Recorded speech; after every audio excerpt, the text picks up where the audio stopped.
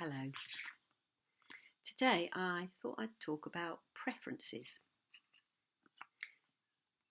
It's a subject close to my heart because I've been realising more and more how strong my preferences are and how hard they are to give up.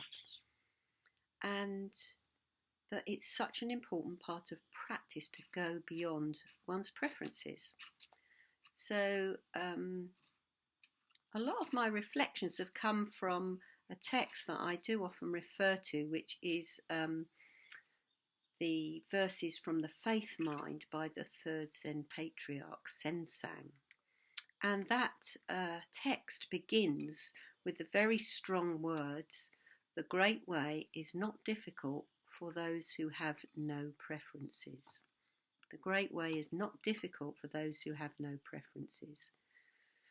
So our practice of Buddhism, our practice of the precepts and so on, are made much more difficult by our preferences. It says, if you wish to see the truth, in other words, reality, if you wish to see the truth, then hold no opinions for or against anything. To set up what you like against what you dislike is the disease of the mind. When the deep meaning of things is not understood, the mind's essential peace is disturbed to no avail. So that's what we do. We set up what we like against what we dislike, and then we fight for what we like, and we push away what we dislike. So it means, in a way, that we're always at odds with other people and the world by expressing these preferences. Now, of course, he doesn't mean that we shouldn't have any preferences at all, that we become like a lump of lard or something, and we're not doing anything in life at all. In a way, we're bound to have preferences, but it's what we do with them. It's the way that we cling to them. So as we know, the main form of suffering is because of our craving, and a lot of what we crave is to have our own way. You could put it like that, really. And another part of this text says, the way is perfect like vast space, where nothing is lacking and nothing is in excess. Indeed, it is due to our choosing to accept or reject that we do not see the true nature of things. So once again, we're accepting or rejecting. We're having preferences. We're pulling and we're pushing. So reality is like vast space, and there is nothing lacking there, and nothing is in excess. So that's very mysterious, isn't it? But we are unable, you could say, to stay in that gap, to enter that spaciousness. That's not easy for us to do, because all the time we're manipulating. That's what we're doing. We're manipulating our experience and trying to manipulate the world so that everything goes in our favour. So we've got a very strong, you could say, boundary around ourselves, boundary of attitudes and views and preferences. You know, we're holding fast to a view we've got of ourselves that we identify as a personality. And holding on tightly in the way that we do means that we're not open. And really, being open means being very relaxed and spacious.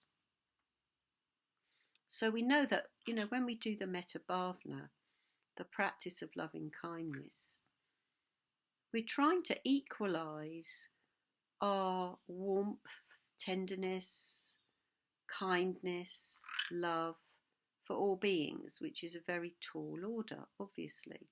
And it starts off really easily, inviting us to, reflect on ourselves. That might not be so easy. But our good friend, which is fairly easy, or should be. But it gets progressively harder, doesn't it? Because actually, we don't want to waste time, on the whole, with people that we don't know and that we're not interested in. And we actively reject people that we find difficult.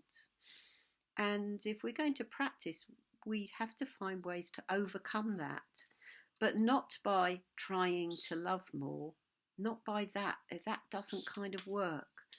We really have to see reality. We have to see that actually we are no more significant than anybody else. We have to see the actual reality of the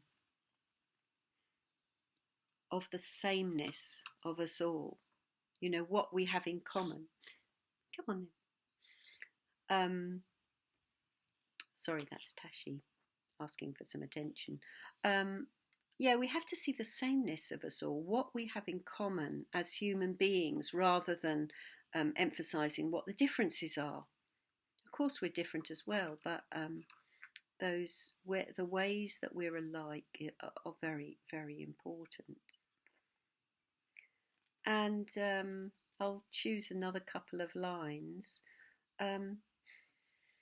Be serene in the oneness of things, and such erroneous views will disappear by themselves. Be serene in the oneness of things. Be serene in how things are as they are. Now, once again, we're not being asked to be passive. But in a way, I think none of us really know how to relax into, well, you could put it in all sorts of ways, how to relax into spaciousness, into openness, into the universe, into ourselves, because there's no difference between any of that. How to relax into ourselves, how to sit back and really sense our way into being alive. It's a beautiful thing to do, but often we're always leaning forward, wanting to do something else, wanting to distract ourselves, rather than leaning back, rather than relaxing, rather than sensing everything around us.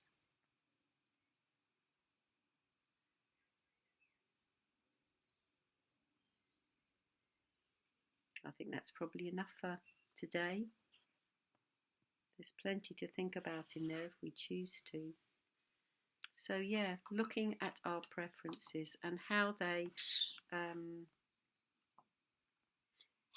limit our lives, how they close down options. You know, we become very stuck and fixated in our preferences. Okay, I will leave it there now. Bye for now.